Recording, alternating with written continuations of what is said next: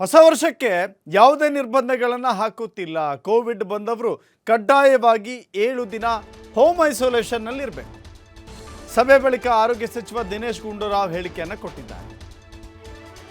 Covid positive ಇದ್ದವರಿಗೆ ಕಡ್ಡಾಯವಾಗಿ ರಜೆ ಕೊಡಬೇಕು.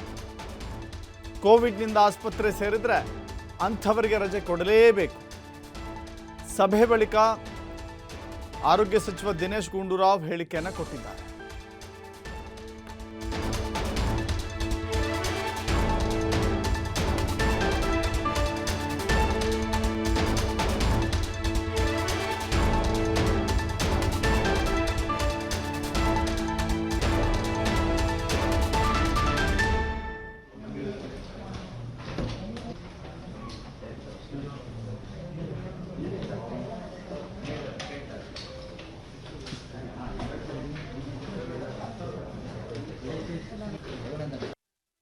ಹೊಸ ವರ್ಷಕ್ಕೆ ಯಾವುದೇ ರೀತಿಯ ನಾವು ನಿರ್ಬಂಧನೆಗಳಾಗ್ತಾ ಇಲ್ಲ. ಸೆಲೆಬ್ರೇಷನ್ಸ್ ಮಾಡಬಾರ್ದು, ಜನ ಸೇರಬಾರ್ದು ಅಂತ ಏನು ಹೇಳ್ತಾ ಇಲ್ಲ.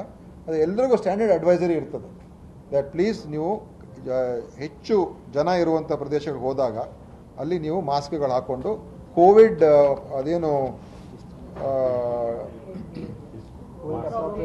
ಕೋವಿಡ್ ಅಪ್ರಾಪ್ರಿಯೇಟ್ ಬಿಹೇವಿಯರನ್ನು ಫಾಲೋ ಮಾಡಿ. ಮಾಸ್ಕು, ಹ್ಯಾಂಡ್ ವಾಶು, ಡಿಸ್ಇನ್ಫೆಕ್ಟೆಂಟ್ಸು ಅದೆಲ್ಲ ಯೂಸ್ ಮಾಡಿ, ಸೋಷಿಯಲ್ ಡಿಸ್ಟೆನ್ಸಿಂಗ್ ಮಾಡಿ ಮೇಂಟೈನ್ ಮಾಡಿ ಅಂತ ಹೇಳ್ತೀವಿ. ಸೊ ಎಲ್ಲರಿಗೂ ಆದಷ್ಟು ನೀವು ಅದನ್ನು ಗಮನದಲ್ಲಿ ಇಟ್ಕೊಳ್ಳಿ ಅಂತ ಹೇಳ್ತಾ ಇದ್ದೀವಿ. ಆಮೇಲೆ ನಾವು ಆ್ಯಡ್ ಕ್ಯಾಂಪೇನು ಮಾಡ್ತೀವಿ, ಒಂದು IEC ಕ್ಯಾಂಪೇನ್ ಕೂಡ ಮಾಡ್ತೀವಿ. ಎಲ್ರಿಗೂ ಕೂಡ ಜನರಿಗೆ ಇದೆಲ್ಲ ಒಂದು ವಿಷಯಗಳನ್ನು ಹೇಳ್ತಕ್ಕಂಥದ್ದಕ್ಕೂ ಕೂಡ ನಾವು ಮಾಡ್ತೀವಿ. ಆಮೇಲೆ ಯಾರ್ಯಾರಿಗೆ ಕೋವಿಡ್ ಬಂದಿರ್ತದೆ ಅವರು ಮನೇಲೇ ಕಡ್ಡಾಯ ಒಂದು ವಾರ ಇರಬೇಕಾಗ್ತದೆ. ಐಸೋಲೇಷನ್, ಹೋಮ್ ಐಸೋಲೇಷನ್, ಆಸ್ಪತ್ರೆಗೆ ಹೋಗೋದ್ರೆ ಮನೇಲಿ ಇರಬೇಕಾಗ್ತದೆ. ಸೊ ಎಲ್ಲ ನಮ್ಮ ಗೌರ್ಮೆಂಟು ಮತ್ತು ನಾನ್ ಗೌರ್ಮೆಂಟ್ ಯಾರೇ ಆ ಸಂದರ್ಭದಲ್ಲಿ ಕೋವಿಡಿಂದ ಒಂದು ವಾರ. ಆರೋಗ್ಯ ಕಾರ್ಯಕರ್ತರಿಗೆ ವ್ಯಾಕ್ಸಿನ್ ಕೊಡಲಿಕ್ಕೆ ತೀರ್ಮಾನವನ್ನು ಮಾಡಿದ್ದೇವೆ ಅಂತ ಹೇಳಿದ್ದಾರೆ. 1.5 ಲಕ್ಷ ಸಿಬ್ಬಂದಿಗಳೇ ಆಗಬಹುದು, ಅವರೆಲ್ಲರಿಗೂ ಕೂಡ ವ್ಯವಸ್ಥೆ ಮಾಡ್ತೇವೆ.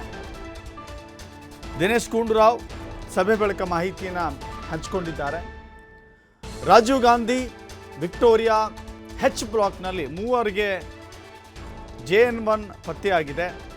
ಇನ್ನು 3 ಟೆಸ್ಟ್ ವರದಿ ಬರಬೇಕಿದೆ.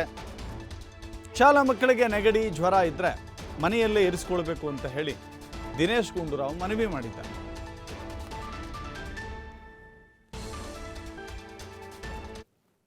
ನಮ್ಮ ಗೌರ್ಮೆಂಟ್ ಹಾಸ್ಪಿಟಲ್ಸು, ತಾಲೂಕು ಎಲ್ಲ ನಮ್ಮ ಹೆಲ್ತ್ ವರ್ಕರ್ಸ್ಗೆ ಈ ಒಂದು ಫ್ಲೂ ವ್ಯಾಕ್ಸಿನ್ ಬರ್ತದೆ. ಅದು ಕಂಪಲ್ಸರಿ ಎಲ್ರಿಗೂ ಕೂಡ ಕೊಡೋಣ ಅಂತ ತೀರ್ಮಾನ ಮಾಡಿ. ಫ್ಲೂ ವ್ಯಾಕ್ಸಿನ್ ಅದು ಅವ್ರಿಗೆ ಈ ಪ್ರೊಟೆಕ್ಷನ್ಗೋಸ್ಕರ ನಮ್ಮ ಹೆಲ್ತ್ ವರ್ಕರ್ಸ್ಗೆ ಕೊಡೋದಕ್ಕೆ ನಾವೊಂದು ಡಿಸಿಷನ್ ತೊಗೊಂಡಿದ್ದೀವಿ. ಅದು ಎಷ್ಟೇ ನಮ್ಮ ಎಲ್ಲ ಆಸ್ಪತ್ರೆಯಲ್ಲಿ ಕೆಲಸ ಮಾಡುವಂಥ nurses, paramedicals, group D, doctors, both medical education and health department ಅದನ್ನು ತೊಗೊಳ್ಳೋದಕ್ಕೂ ತೀರ್ಮಾನ ಮಾಡಿದ್ದೀವಿ. ಹೆಚ್ಚು ಕಡಿಮೆ 1 ಲಕ್ಷ 1.5 ಲಕ್ಷ ಆಗ್ಬೋದು. ಲೆಟ್ ಅಸ್ ಸಿ ಎಲ್ಲ ಸೇರಿದ್ರೆ whatever the numbers it may be, total ಅದು 50,000ನೋ 70,000ನೋ ಎಷ್ಟೇ ಇರಲಿ ಅವರಿಗೆಲ್ಲ ಕೊಡಿಸ್ತೀವಿ. ಆಮೇಲೆ ಮೆಡಿಕಲ್ ಎಜುಕೇಷನ್ ಅವರು ವಿಕ್ಟೋರಿಯಾ ಹಾಸ್ಪಿಟಲ್ನಲ್ಲಿ ಮತ್ತು Rajiv Gandhi institute of chest diseases ಅಲ್ಲಿ ಮತ್ತು ನಮ್ಮ ಎಲ್ಲ ಮೆಡಿಕಲ್ ಕಾಲೇಜ್ ಹಾಸ್ಪಿಟಲ್ಗಳಲ್ಲಿ ಮತ್ತು ಎಲ್ಲ ನಮ್ಮ ಜಿಲ್ಲಾ ಆಸ್ಪತ್ರೆಗಳಲ್ಲಿ ಪ್ರತ್ಯೇಕವಾದಂಥ ಕೋವಿಡ್ ವಾರ್ಡ್ಗಳನ್ನು ನಿರ್ಮಾಣ ಮಾಡ್ತಾ ಇದ್ದೀವಿ. ಬೆಂಗಳೂರಿನಲ್ಲಿ ವಿಕ್ಟೋರಿಯಾ ಆಸ್ಪತ್ರೆ H ಬ್ಲಾಕ್. ಮತ್ತಷ್ಟು ಮಾಹಿತಿ ನಮ್ಮ ಪ್ರತಿನಿಧಿ ಕಾರ್ತಿಕ್ ನೀಡ್ತಾರೆ. ಕಾರ್ತಿಕ್, ಇವತ್ತು ಆರೋಗ್ಯ ಸಚಿವರು ಸಭೆ ನಡೆಸಿದ್ದಾರೆ. ಕೆಲವಷ್ಟು ನಿಯಮಗಳನ್ನು, ಕೆಲವಷ್ಟು ಪರಿಹಾರಗಳನ್ನು, ವ್ಯಾಕ್ಸಿನ್ ವಿಚಾರವನ್ನು ಹಂಚಿಕೊಂಡಿದ್ದಾರೆ. ಒಟ್ಟಾರೆ ಈಗ ಹೊಸ ವರ್ಷ ಬರ್ತಾ ಇದೆ, ಕ್ರಿಸ್ಮಸ್ ಮುಗಿದು ಹೋಗಿದೆ. ಈ ಸಂದರ್ಭದಲ್ಲಿ ಯಾವೆಲ್ಲ ಕಟ್ಟುನಿಟ್ಟಿನ ಕ್ರಮಗಳನ್ನು ತೆಗೆದುಕೊಳ್ಳುವಂಥ ಸಾಧ್ಯತೆ ಇದೆ, ಜೊತೆಗೆ ಗೈಡ್ಲೈನ್ಸ್ಗಳ ಬಗ್ಗೆ ಭಾಳ ಚರ್ಚೆ ಆಗ್ತಿದೆ. ಕಾರ್ತಿಕ್,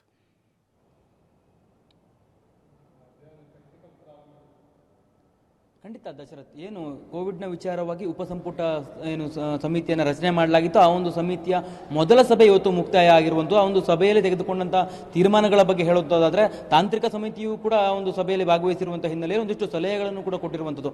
ಜೊತೆಗೆ ಅಂದರೆ ಬೇರೆ ಬೇರೆ ದೇಶಗಳಲ್ಲಿ ಯಾವ ರೀತಿಯಾಗಿ ಈ ಒಂದು JN1 ಪ್ರಕರಣ ಪತ್ತೆಯಾಗಿದೆ ಮತ್ತು ಅಲ್ಲಿ ತೆಗೆದುಕೊಂಡಂಥ ನಿರ್ಣಯಗಳನ್ನು ಕೂಡ ಆ ಎಲ್ಲ ಅಂಶಗಳನ್ನು ಪರಿಶೀಲನೆ ಮಾಡಿ ಇವತ್ತು ಚರ್ಚೆಯನ್ನು ಮಾಡಿರುವಂಥದ್ದು. ಅದರ ಆಧಾರದ ಮೇಲೆ ಈ ಅಂದರೆ WHO ಮತ್ತು ಕೇಂದ್ರ ಸರ್ಕಾರ ಯಾವ ರೀತಿಯಾಗಿ ಹೇಳಿದೆ ಅಂದರೆ ಈ ಒಂದು JN1 ಅಷ್ಟೊಂದು ಪರಿಣಾಮಕಾರಿ ಅಲ್ಲ ಅನ್ನುವಂಥ ಒಂದು ಮಾಹಿತಿಯನ್ನು ಆತಂಕ ಪಡುವಂಥ ಅಗತ್ಯ ಇಲ್ಲ ಅನ್ನುವಂಥ ಏನು ಮಾಹಿತಿ ಕೊಟ್ಟಿದ್ದು ಅದರ ಅನ್ವಯವಾಗಿ ರಾಜ್ಯ ಸರ್ಕಾರವು ಕೂಡ ಈಗ ನಿರ್ಣಯಕ್ಕೆ ಬಂದಿರುವಂಥದ್ದು.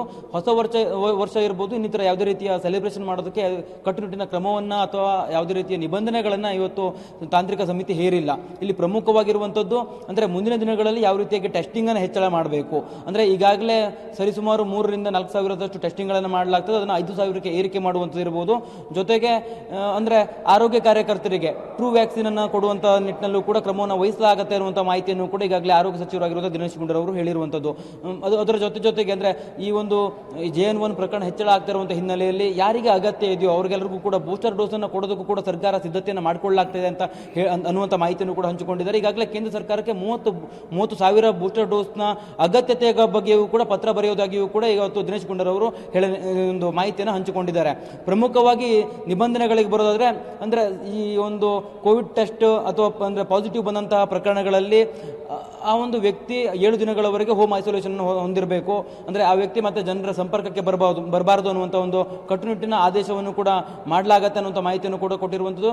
ಜೊತೆಗೆ ಹೋಮ್ ಐಸೋಲೇಷನ್ ಯಾರು ಆಗಿರ್ತಾರೋ ಅಥವಾ ಆಸ್ಪತ್ರೆಗಳಲ್ಲಿ ಯಾರು ಅಂದರೆ ಅಡ್ಮಿಟ್ ಆಗಿರ್ತಾರೋ ಅವರೆಲ್ಲರಿಗೂ ಕೂಡ ಕಡ್ಡಾಯವಾಗಿ ರಜೆಯನ್ನು ಕೂಡ ಸಂಬಂಧಪಟ್ಟಂಥ ಇಲಾಖೆ ಇರ್ಬೋದು, ಪ್ರೈವೇಟ್ ಇರ್ಬೋದು, ಗೌರ್ಮೆಂಟ್ ಇರ್ಬೋದು, ಕಡ್ಡಾಯವಾಗಿ ಅವ್ರಿಗೆ ರಜೆಯನ್ನು ಕೊಡಬೇಕು ಅನ್ನುವಂಥ ಒಂದು ಆದೇಶವನ್ನು ಕೂಡ ಇವತ್ತು ಆರೋಗ್ಯ ಇಲಾಖೆ ಮಾಡಿದೆ. ಮತ್ತು ಶಾಲೆಗಳಿಗೆ ಸಂಬಂಧಪಟ್ಟಂತೆ ವಿದ್ಯಾರ್ಥಿಗಳಿಗೆ ಏನು ಈ ಸಿಂಪ್ಟಮ್ಸ್ಗಳು ಕಂಡುಬಂದ ಸಂದರ್ಭದಲ್ಲಿ ಪೋಷಕರು ಅವರನ್ನು ಯಾವುದೇ ಕಾರಣಕ್ಕೂ ಕೂಡ ಶಾಲೆಗಳಿಗೆ ಕಳಿಸಬೇಡಿ ಅನ್ನುವಂಥ ಒಂದು ಮನವಿಯನ್ನು ಕೂಡ ಮಾಡಿರುವಂಥದ್ದು. ಸಿಂಪ್ಟಮ್ಸ್ ಬಂದಂಥ ಸಂದರ್ಭದಲ್ಲಿ ಅಥವಾ ಆ ಒಂದು ಶಾಲೆಗಳಲ್ಲೇನಾದರೂ ವಿದ್ಯಾರ್ಥಿಗಳಿಗೆ ಸಂಪರ್ಕಕ್ಕೆ ಬಂದಂಥ ಪಕ್ಷದಲ್ಲಿ ವಿದ್ಯಾರ್ಥಿ ಸಿಂಪ್ಟಮ್ಸ್ ಬಂದಂಥ ವಿದ್ಯಾರ್ಥಿ ಶಾಲೆಗಳಲ್ಲಿ ಇನ್ನಿತರ ವಿದ್ಯಾರ್ಥಿಗಳಿಗೆ ಸಂಪರ್ಕಕ್ಕೆ ಬಂದಂಥ ಪಕ್ಷದಲ್ಲಿ ಆಯಾ ಶಾಲೆಯ ಆಡಳಿತ ಮಂಡಳಿಯೇ ಎಲ್ಲ ವಿದ್ಯಾರ್ಥಿಗಳಿಗೆ ಟೆಸ್ಟಿಂಗನ್ನು ಮಾಡಿಸಬೇಕು, ಅದನ್ನು ನಿರ್ಣಯವನ್ನು ತೆಗೆದುಕೊಳ್ಬೇಕು ಅನ್ನುವಂಥ ಒಂದು ಎಚ್ಚರಿಕೆಯನ್ನು ಕೂಡ ಒಂದು ಮಾಹಿತಿಯನ್ನು ಕೂಡ ಕೊಟ್ಟಿರುವಂಥದ್ದು. ಒಟ್ಟಾರೆ ಹೊಸ ವರ್ಷಕ್ಕೆ ಸಂಬಂಧಪಟ್ಟಂತೆ ಯಾವುದೇ ರೀತಿಯ ನಿಬಂಧನೆಗಳನ್ನು ಆರೋಗ್ಯ ಇಲಾಖೆ ಹೇರದೇ ಇದ್ದರೂ ಕೂಡ ಮಾಸ್ಕನ್ನು ಕಡ್ಡಾಯಗೊಳಿಸಲಾಗಿದೆ. ಜೊತೆಗೆ ಜನದಟ್ಟಣೆ ಇರುವಂಥ ಪ್ರದೇಶಗಳಲ್ಲಿ ಜನ ಸ್ವತಃ ಖುದ್ದಾಗಿ ತಾವೇ ಮಾಸ್ಕನ್ನು ಧರಿಸಬೇಕು. ಮತ್ತು ಹೆಚ್ಚಿನ ಜನದಟ್ಟಣೆ ಇರುವಂಥ ಪ್ರದೇಶಗಳಿಗೆ ತೆರಳದೇ ಇರುವಂಥ ಒಂದು ರೀತಿಯಾಗಿ ನೋಡಿಕೊಂಡ್ರೆ ಈ ಒಂದು ಕೋವಿಡ್ ಮಹಾಮಾರಿಯನ್ನು ಕಂಟ್ರೋಲ್ ಮಾಡಬಹುದು ಅನ್ನುವಂಥ ಒಂದು ಮನವಿಯನ್ನು ಕೂಡ ಜನರಲ್ಲಿ ಆರೋಗ್ಯ ಇಲಾಖೆ ಮಾಡಿರುವಂಥದ್ದು. ದಶರಥ್, ಥ್ಯಾಂಕ್ ಯು ಕಾರ್ತಿಕ್ ನಿಮ್ಮಲ್ಲ ಮಾಹಿತಿಗೆ.